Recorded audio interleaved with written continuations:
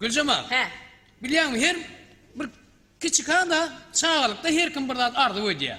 Doğru ayda. Bir ay diye bir ilyotçuk olsam diye. Ava. Yeni biri bağışı olsam diye. Ne? Sen ne öğüt ettin? Men Lukman olmalardı ödedim. Şu ağzı halat giyip adamları şahatlık faylap. Lukman olmalardı ödedim. Sen Lukman olacak oluyor. Vay Lukman bolayım oğlum ne mi? Yok Gülcemal, Lukman olmak için var ha. He. Lukman olmak için dilin tüyücü olmalı. Vay dilim tüyücü demen. Sen dilin tüyücü mü? Vay hava. Hani dilin çıkar? Ew. Ne mi dedin ne? He. Lukman olmasamım. Gül kıren adamları beceriyen. He, indi bunun Lukman'ın bir varlığı şey. Söyle mi? Ha. Gel onunla var ha. Lukman gayb hakkında kaydı mı? Merdan ayttırayalı. Merdan Ak Muhammedov. Dinleyelim, deyince alalım.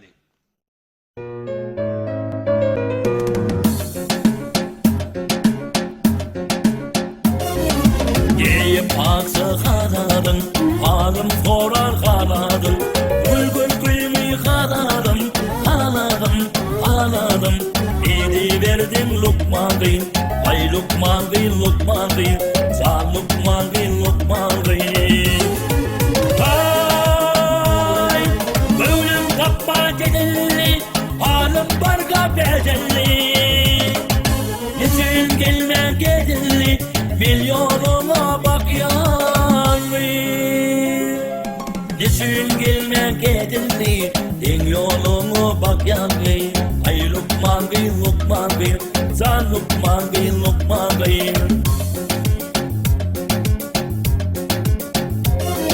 Sensiz dünyam daryalı, ya kim vadın baryalı. Ya da yağyan garyalı. Vere bak yanayım. Ay Lukman Bey, Sen Lukman Bey. Ay, gönlüm kapma deli, halim barga bedelli. Yüzün gelme gedilli, milyonuma bak yanayım. Yüzün gelme gedilli, milyonuma bak yanayım.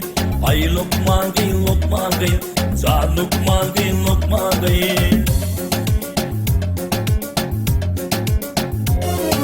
Sorarın aydın günün, sorarın sabah yılın. Aylanıp bir yüzünün,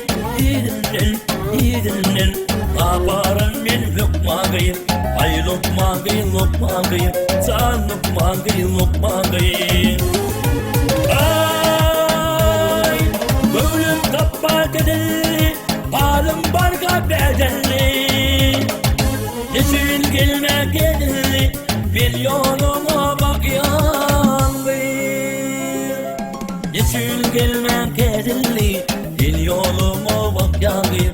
Ay Lukman Bey, Sen Lukman Bey. Hey!